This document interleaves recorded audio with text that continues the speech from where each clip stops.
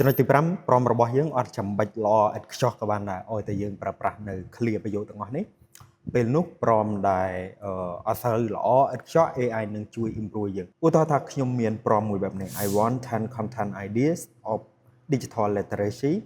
make this prompt better អញ្ចឹងគ្រាន់តែខ្ញុំថែមនៅពាក្យថា make this prompt better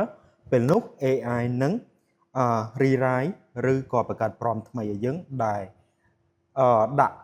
គ្រប់រូបមន្តដែលខ្ញុំបានប្រាប់បងប្អូនទាំងអស់គ្នាពេលមេរៀនមុនហ្នឹងបញ្ចូលហើយយើងនឹងទទួលបាននៅ result បែបនេះ Give me brand new digital literacy content ideas that are practical, easy to understand for beginners and relevant to Cambodia users. Each idea should focus on improving daily digital skills like safety, privacy, online learning, productivity based on